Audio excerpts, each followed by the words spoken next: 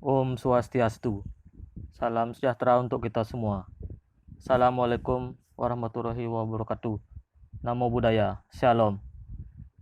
Pada kesempatan kali ini kita akan belajar mengenai bab 2, yaitu hukum Newton dan konsep gaya. Untuk tujuan pembelajarannya bisa dilihat pada box atau pada kotak. Penjelasan mengenai tujuan pembelajaran sudah pernah saya sampaikan di video awal, yaitu video apersepsi. Kita lanjut ke selanjutnya. Slide selanjutnya ini mengenai peta konsep. Juga sudah pernah saya jelaskan pada saat saya mengupload video tentang apersepsi IPA terapan di semester 1. Untuk penjelasannya bisa kalian lihat kembali di video apersepsi. Kita lanjut. Materi tentang hukum Newton ini sebenarnya adalah hukum tentang gerak yang terbagi menjadi 3, yaitu hukum 1 Newton, hukum 2 Newton, dan hukum 3 Newton. Mungkin ada yang bertanya di sini mengapa saya menuliskan dengan tinta merah tulisan hukum Newton 2. Ini adalah salah satu contoh yang salah. Seperti yang sudah pernah saya sampaikan di video awal, video apersepsi IPA terapan di semester 1, jika kalian menuliskan seperti yang saya tulis dengan tinta merah, itu menandakan penemu atau yang pertama kali mencetuskan hukum tersebut adalah lebih dari 1. Sedangkan yang kita kenal di pembelajaran IPA yang menemukan hukum Newton ini hanyalah 1 orang, yaitu Sir Isaac Newton. Jadi kalau kalian menuliskan dengan tinta merah seperti yang ada di sini, itu menandakan orangnya lebih dari 1. Seperti contohnya penulisan raja di Keraton Yogyakarta mungkin ya, Sri Sultan Hamengkubuwono sekian. Ada juga yang Raja Bali kesekian, Raja Klungkung sekian. Untuk penjelasannya mengenai tokoh fisika Sir Isaac Newton bisa kalian lihat di buku kalian halaman 27 di pojok kanan bawah, di bawah gambar 2.2. Beliau adalah seorang penemu yang menemukan hukum Newton tentang gerak. Hukumnya terdiri dari 3. Yang pertama hukum 1 Newton, yang kedua hukum 2 Newton, dan yang ketiga hukum 3 Newton. Lanjut. Penjelasan yang pertama mengenai hukum 1 Newton. Hukum ini menjelaskan tentang konsep kelembaman. Lembam artinya diam. Dalam bidang IPA terapan, tidak semua benda diam dikatakan lembam. Yang dikatakan lembam adalah benda yang kedudukannya dari awal tidak berubah. Contoh, benda yang dari awal diam akan tetap diam, itulah disebut dengan lembam. Ada juga puing-puing roket di luar angkasa, karena tidak ada gravitasi dari suatu planet yang menariknya, dari keadaan awal dia bergerak sampai kapanpun waktu yang tidak terbatas, dia akan tetap bergerak. Itulah yang disebut dengan lembam. Dengan konsepnya adalah konsep kelembaman. Bisa dibaca hukum 1 Newtonnya. Resultan di sini adalah jumlahan semua gaya ya. Jumlahan total. Jika resultan gaya yang bekerja pada suatu benda bernilai 0 atau tidak berubah, tetap sama, maka benda yang diam akan tetap diam. Kelajuan sama dengan 0. Kalau ada garis di atasnya baru disebut dengan kecepatan ya. Lebih lanjut mengenai besaran vektor dan besaran skalar, bisa kalian lihat di bab 1 yang menjelaskan mengenai besaran, satuan, dan pengukuran. Saya lanjut kembali ke hukum 1 Newton. Jika resultan gaya bekerja pada suatu benda bernilai 0, maka benda yang diam akan tetap diam dan benda bergerak akan bergerak dengan kelajuan tetap atau akan tetap bergerak gitu ya. Kelajuan sama dengan tetap. Secara matematis atau perumusannya, formulanya hukum 1 Newton dapat nyatakan seperti ini. Jangan ini dibaca E atau dibaca M membanding, bukan ya. Ini adalah simbol dari resultan, dibaca sigma.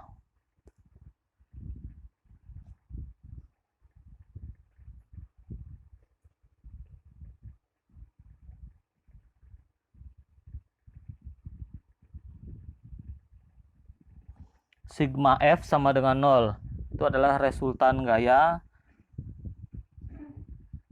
sama dengan 0. Artinya tidak ada perubahan gaya yang dialami oleh benda tersebut. Lanjut, untuk lebih mempertajam lagi wawasan kalian mengenai hukum 1 Newton, maka di sini saya menugaskan untuk mengerjakan unjuk kerja yang ada di halaman 29. Cermati terlebih dahulu dengan pelan-pelan apa sih instruksi yang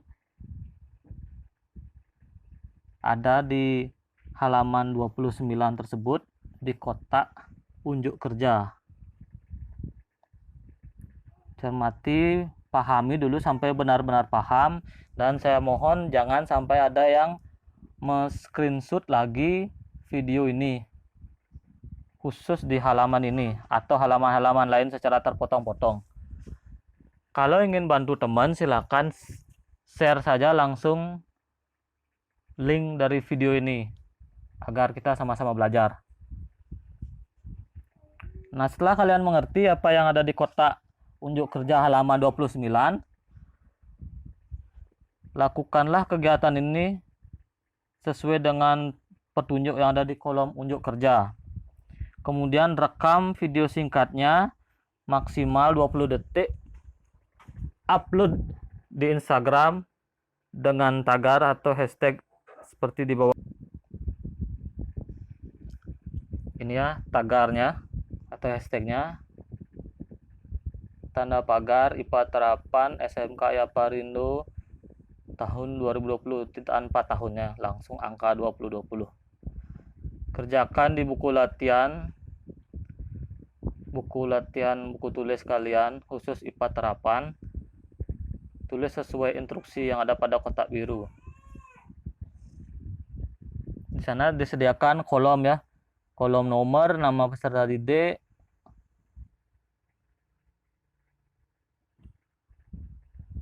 nah itu yang akan saya nilai nanti.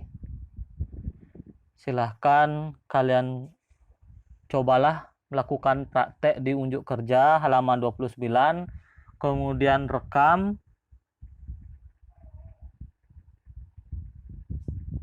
upload di Instagram. Inilah gunanya nanti. Waktu ini saya sampaikan kepada kalian di grup WA untuk menyediakan satu akun Instagram bagi yang belum punya. Bagi yang sudah punya, silakan gunakan akun kalian, sertakan hashtag seperti ini. Saya tidak menginstruksikan kalian untuk memfollow suatu akun, tidak. Yang saya instruksikan adalah kalian upload video masing-masing di akun masing-masing dengan menggunakan tagar ini ya. Saya ingin menunjukkan bahwa walaupun kalian di sekolah SMK kejuruan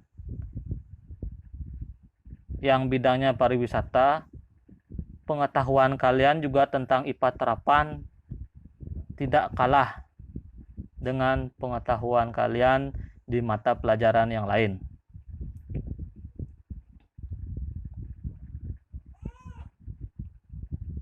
Walaupun semua mata pelajaran di sekolah sama pentingnya. Baik. Untuk unjuk kerja ini waktunya dalam mengerjakan saya berikan 1 minggu agar kalian tidak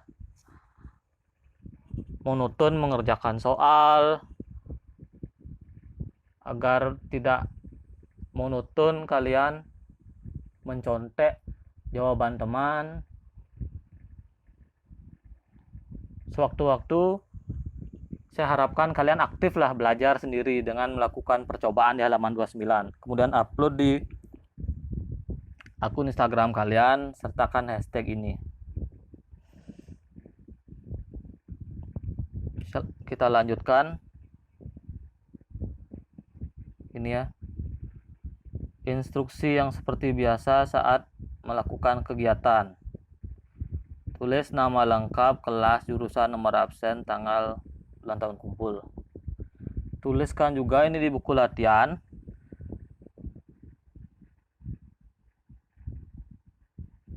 Yang dituliskan adalah hasil analisis kalian dari hasil percobaan. Bukti kalian sudah melaksanakan percobaan apa, yaitu video singkat yang sudah diupload di Instagram dan diberi tanda pagar atau tagar seperti tadi. Ini.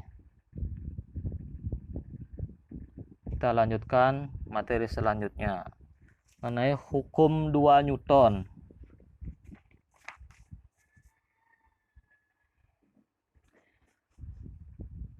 Untuk perumusan A, percepatan sebanding dengan 1/1 massa itu adalah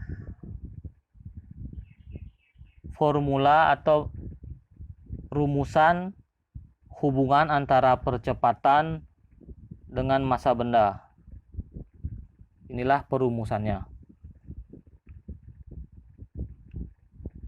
Nah, perumusan hubungan antara percepatan dengan massa benda ini sesuai dengan hukum 2 Newton.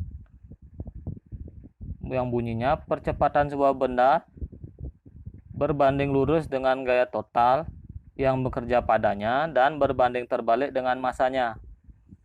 Arah percepatan searah dengan gaya total yang diberikan. Dengan perumusan seperti ini. Percepatan A,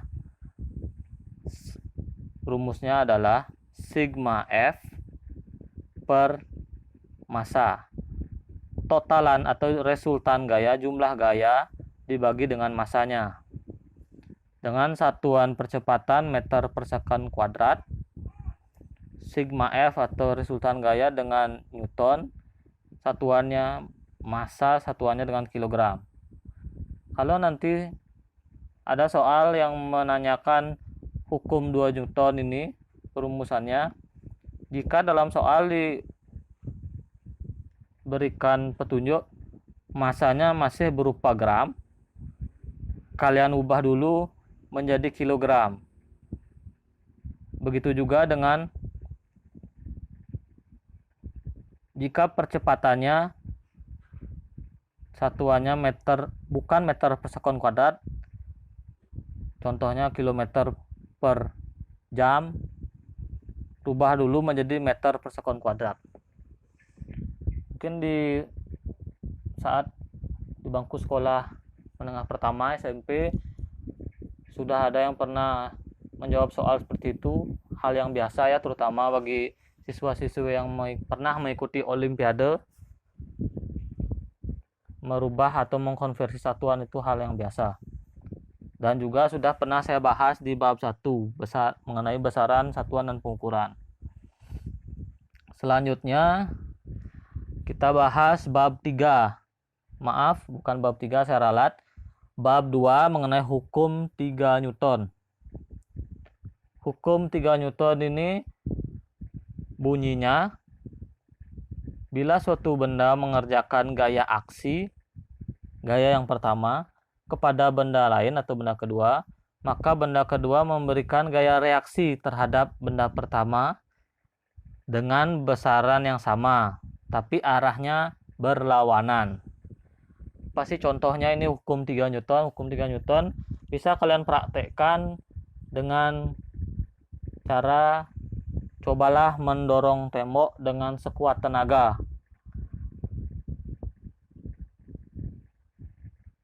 Kalau temboknya tidak berhasil terdorong dan bahkan kalian yang terdorong ke arah belakang, itulah yang memenuhi hukum 3 Newton.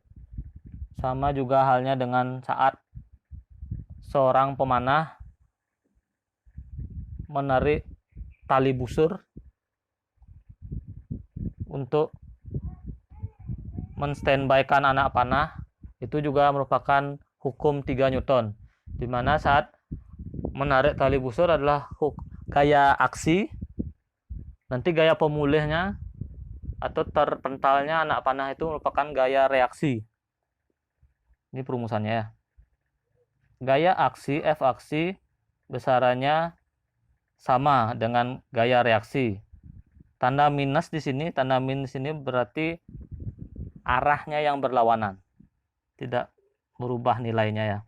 Hanya menyatakan perbedaan atau arah yang berlawanan. Selanjutnya kita melangkah ke jenis-jenis gaya. Ada 4 di sini. Gaya berat, gaya normal, gaya tegangan tali, dan gaya gesekan. Gaya berat dapat didefinisikan sebagai hasil perkalian massa dengan gravitasinya, massa suatu benda. Contoh gaya berat adalah gravitasi bumi. Seperti yang saya sampaikan tadi, percepatannya merupakan percepatan gravitasi. Jadi gaya berat W kecil, huruf V kecil dapat dinyatakan dengan seperti ini ya. W sama dengan M kali G. Penerapannya adalah seperti gambar 2.15 yang di bawah. Nah ini ya. Astronot berada di dalam keadaan tanpa gravitasi. Dia akan melayang.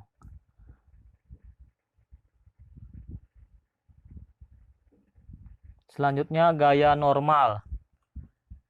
Ini langsung saya jelaskan ya. Jelaskan contoh gaya normal. Saat suatu benda, di sini buku, berada di atas sebuah meja. Gaya normal ini adalah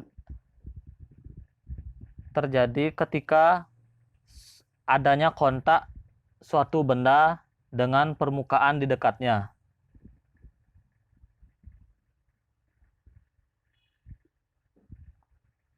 Untuk buku yang ada di atas meja tetap memiliki gaya berat ya ke bawah. W ini adalah, bisa kita lihat sini, hasil perkalian massa dengan besaran gravitasinya, konstanta gravitasinya. Ini. Untuk besaran W adalah massa buku fisika ini dikalikan dengan gravitasi yang berlaku di sekitarnya. Kemudian untuk gaya normal ini adalah besarannya adalah sama, namun dengan arah yang berlawanan, arahnya ke atas. Gaya normal ini adalah gaya penyeimbang antara benda dengan permukaan di sekitarnya. Karena jika tidak ada gaya normal, benda ini akan terus ke bawah mengikuti gravitasi, pusat gravitasinya.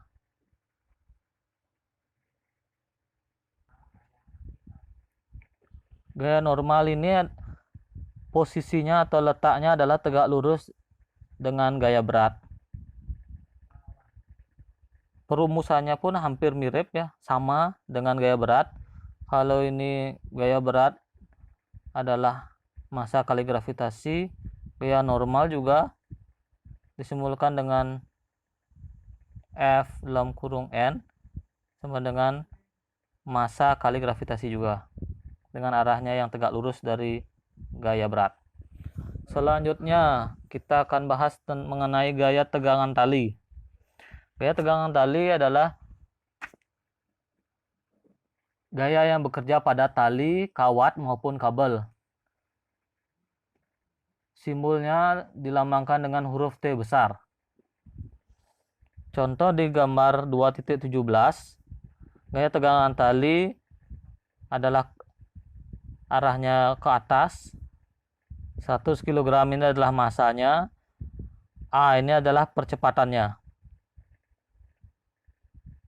Gaya tegangan tali pada contoh ini, contoh benda yang digantung dengan seutas tali atau seutas kawat yang memiliki massa 100 kg, berlaku hukum 2 Newton.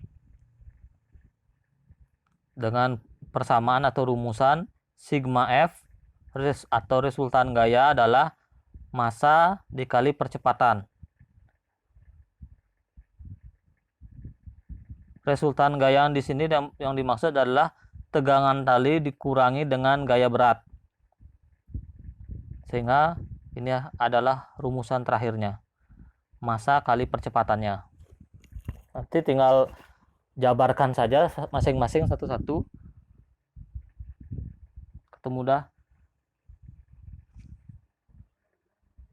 solusi untuk mengerjakan persoalan.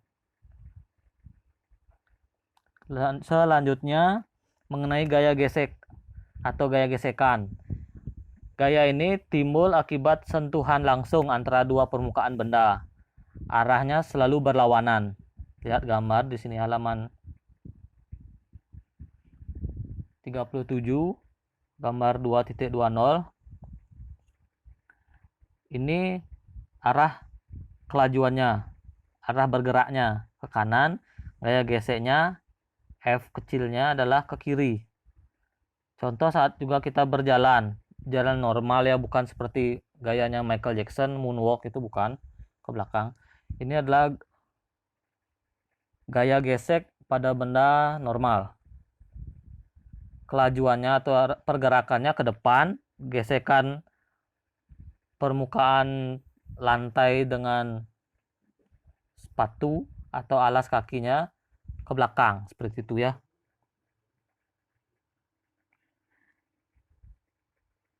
Nah, yang mempengaruhi gaya gesek juga tergantung dari kondisi permukaan yang ada kontak atau ada sentuhan dengan benda tersebut.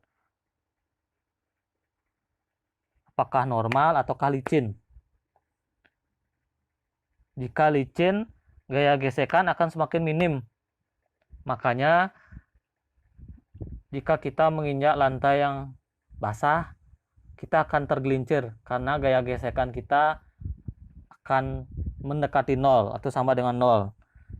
Saat kita bisa berjalan di suatu permukaan, entah itu lantai dan lain sebagainya, maka gaya gesekan tidak sama dengan nol.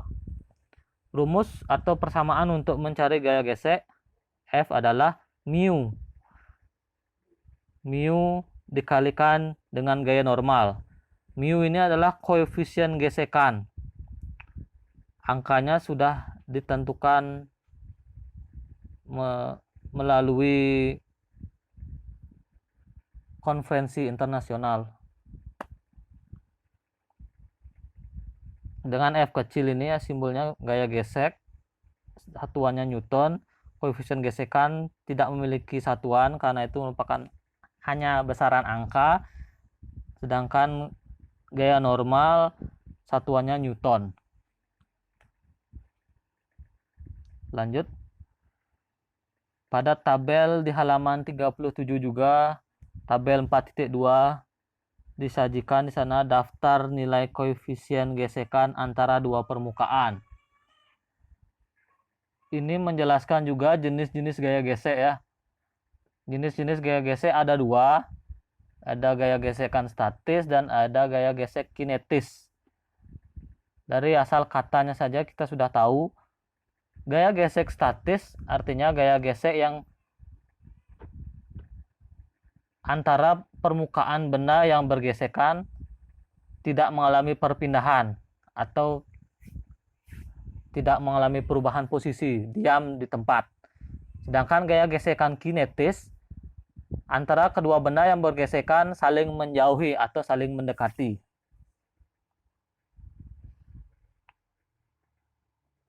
Simbol dari gaya gesekan statis adalah F kecil, di bawahnya dituliskan juga S yang lebih kecil lagi seperti pangkat tapi ada di bawah huruf F kecil, dan gaya gesek kinetis diganti S-nya dengan huruf K kecil.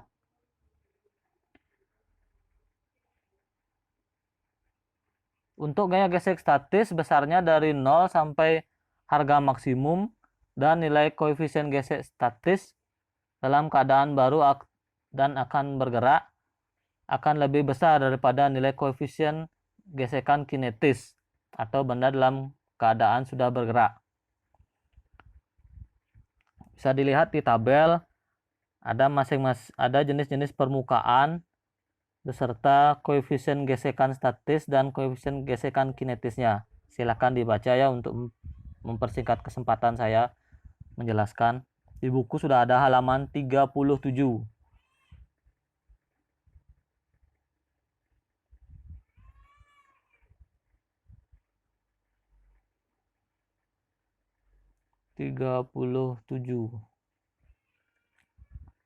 Ya, kita lanjut slide berikutnya. Mengenai penerapan hukum Newton. Penerapannya ada di 4 bidang ya. Yang pertama bidang datar, yang kedua bidang miring, ketiga sistem katrol, dan keempat penerapan pada lift. Ini adalah penerapan hukum Newton pada bidang datar. Yang ini pada benar-benar datar tanpa membentuk sudut, bendanya nanti saat diberikan gaya dengan arah gayanya ke kanan, gaya normalnya ke atas, gaya beratnya ke bawah. Perumusannya, percepatan sama dengan sigma fx dibagi dengan massa sama dengan gaya dibagi dengan massa. Contoh, sebuah koper didorong dengan gaya mendatar tanpa membentuk sudut ya. Terus untuk gambar yang kedua, gambar 2.29, koper didorong dengan gaya yang membentuk sudut theta. Kalau ada kayak 0 diberi garis di tengah itu disebut dengan theta ya, terhadap bidang horizontal.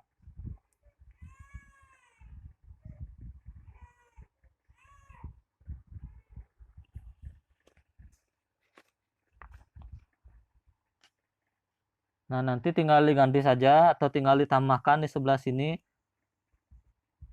cos theta-nya ya. Hampir sama perumusannya dengan gambar yang pertama. Percepatan sama dengan sigma fx per massa, sigma gaya per massa, gaya dorong, sama dengan F dikali dengan cos theta, cos dari sudut yang dibentuk di sini dibagi dengan massa. Kemudian untuk gambar yang ketiga, gambar 2.30, mengenai dua balok dihubungkan dengan tali. Perumusannya, untuk penerapan hukum Newton bidang datar saat dua benda dihubungkan dengan tali kemudian diberikan gaya tarik adalah percepatan sama dengan gaya dibagi massa A ditambah dengan massa B. Lanjut, untuk penerapan hukum Newton yang pada bidang miring. Jika penerapannya seperti ini tanpa ditambahkan atau diketahui adanya katrol, maka perumusan percepatannya adalah gravitasi dikali dengan sinus daripada sudut theta yang di sini. Terus untuk gambar yang kedua, ada sedikit perbedaan dengan diterapkannya katrol di sini. Perumusannya untuk dua benda pada bidang miring yang dihubungkan dengan katrol, percepatan sama dengan massa benda yang kedua dikurangi massa benda yang pertama dikali dengan sinus theta yang di sini dibagi dengan massa benda yang kedua ditambah dijumlah dengan massa benda pertama, itu dikurung, artinya dikurung, dikerjakan terlebih dahulu Baru setelah ditemukan hasilnya dikalikan dengan gravitasi. Untuk penerapan yang ketiga pada sistem katrol, hukum Newtonnya bisa kita lihat di gambar 2.35 menggunakan katrol pada timba sumur, timba proyek dan lain sebagainya ya. Di sini merupakan timba gantung tetap, timba gantung yang terikat atau tidak menggantung lagi ya. Maksudnya adalah tetap posisinya tidak berubah dari permukaan yang tempat dia menggantung. Perumusan dari sistem katrol yang ini adalah percepatan sama dengan massa benda yang kedua dikurangi massa benda pertama, yang ini dikurangi yang ini. Setelah ketemu baru dikali gravitasi dibagi dengan massa benda satu dijumlah dengan massa benda yang kedua.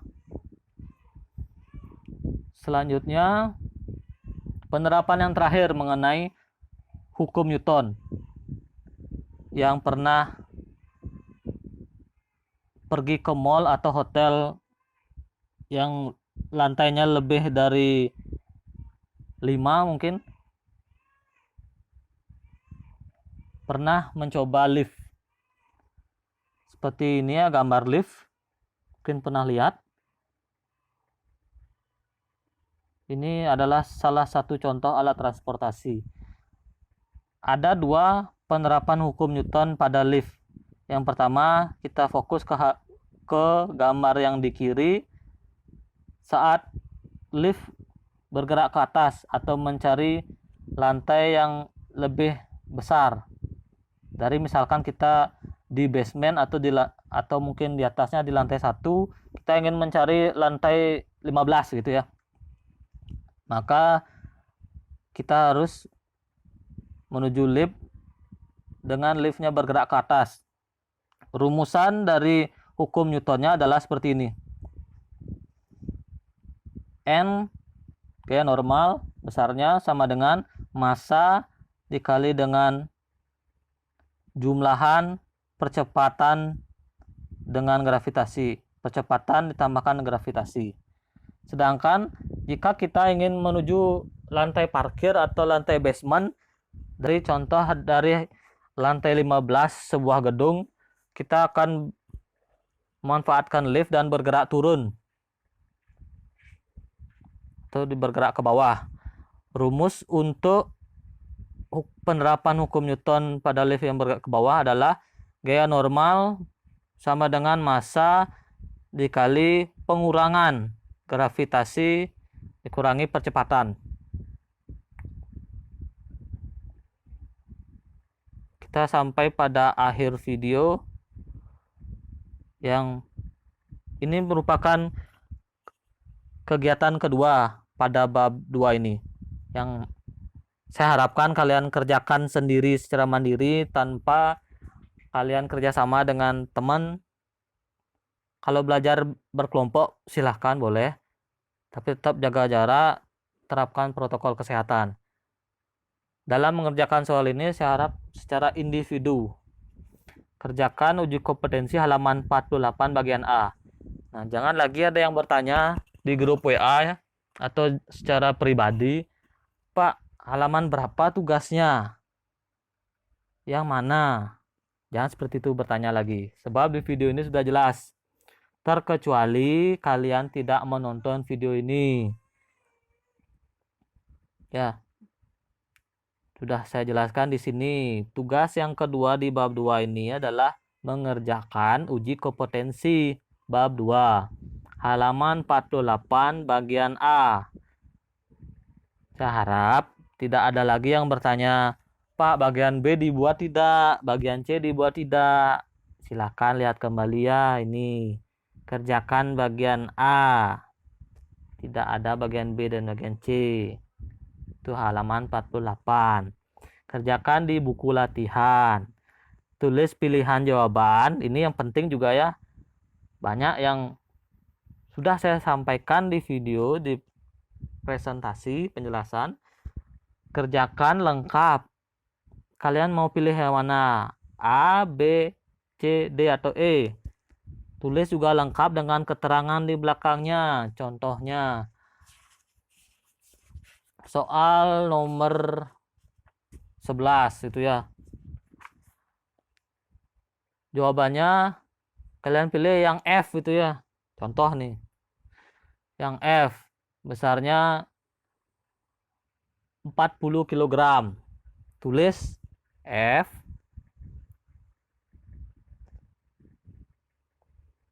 Contohnya ini ya, F 40 kg.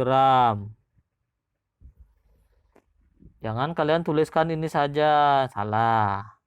Tuliskan keduanya.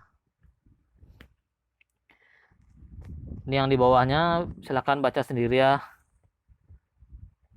Sama seperti kegiatan kita waktu di bab 1. Seperti itulah. Sekian video kali ini.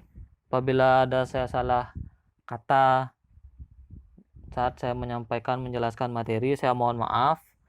Tidak ada maksud saya menyinggung atau menghina dan lain sebagainya yang buruk-buruk, tidak. Maksud saya di sini adalah saya tidak ingin siswa saya belajar di rumah hanya mengandalkan buku, karena tidak. Saya pun jika ada suatu ilmu baru, jika hanya disediakan buku tanpa bimbingan, tanpa penjelasan dari seorang yang punya pengalaman, saya rasa hasilnya tidak akan maksimal. Maksud dan tujuan saya adalah seperti itu. Saya ingin lebih memaksimalkan lagi belajar kalian di rumah, berpedoman pada buku, dengan didampingi dengan bimbingan saya melalui video ini. Jangan salah tafsir atau salah kaprah. Baik, sekian video dari saya. Om Santi Santi Santi Om. Suksema.